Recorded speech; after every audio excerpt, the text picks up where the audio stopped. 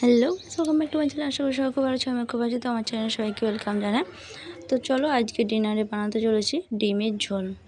তো তার জন্য নিয়ে নিয়েছি 3 পিস ডিম। তো এদিকে মশলাও করে নিয়েছি। পেঁয়াজটা একটু হালকাভাবে বেটে নিয়েছি। আদা রসুন জিরে গোটা জিরে পেস্ট করে নিয়েছি। আর এদিকে ডিমগুলো একে একে ভেজে নিচ্ছি।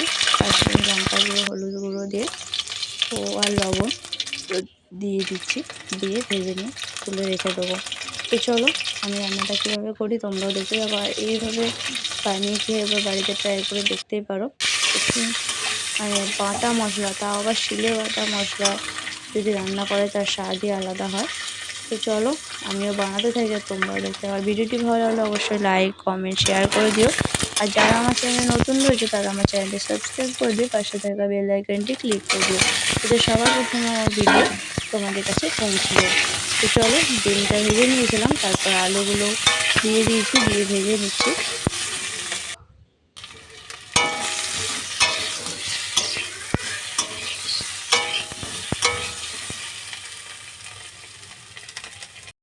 তারপর ডিম আলু দুটোই তুলে রেখে দিয়েছি। কড়াইতে শুকনো লঙ্কা তেজপাতা ফোড়ন দিয়ে দিয়েছি।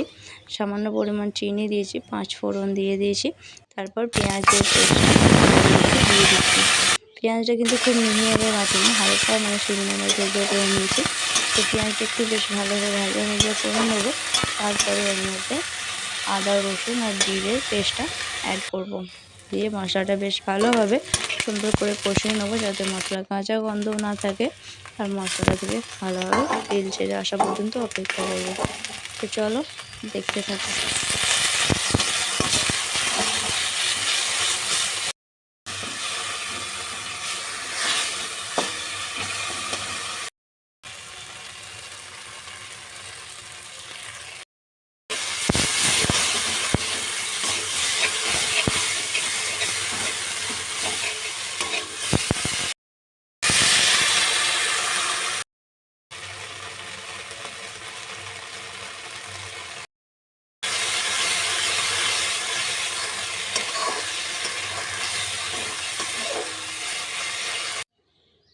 মশলাটা ভালোভাবে কষিয়ে নিয়েছি। মশলা থেকে তেলও ছেড়েছে, যে ডিম আর আলু যেটা ভেজে রেখেছিলাম তো সেটা ওর মধ্যে দিয়ে দিচ্ছি। দিয়ে বেশ ভালোভাবে ডিম আলুর সাথে মশলাটা আরও বেশ কিছুক্ষণ একটু কষিয়ে নিচ্ছি। নিয়ে যেহেতু ডিমের ঝোল বানাবো তো সেই জন্য যতটা পরিমাণ ঝোল বানাবো সেরকম পরিমাণ মতো জলটা দিয়ে দেবো।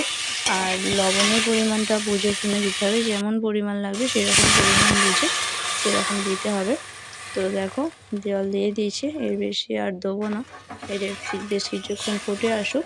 যেহেতু আলু সেদ্ধ আছে তাই বেশি টাইম লাগবে না। তারপর নামানোর সময় সামান্য পরিমাণ গরম মশলা ছড়িয়ে নামিয়ে ঢাকনা দিয়ে রেখে দেবো। যখন পরিবেশন করব তখন গরম গরম ভাতের সাথে গরম গরম এরকম স্বাদে ডিমের ঝোল একদম জমিয়ে যাবে আজকের ডিনারটা।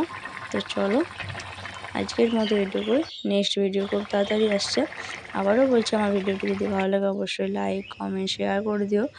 আর আমার চ্যানেলে যারা নতুন রয়েছে তারা আমার চ্যানেলটি সাবস্ক্রাইব করে দিয়ে পাশে থাকা বেল আইকনটি ক্লিক করে দিও। তো টাটা।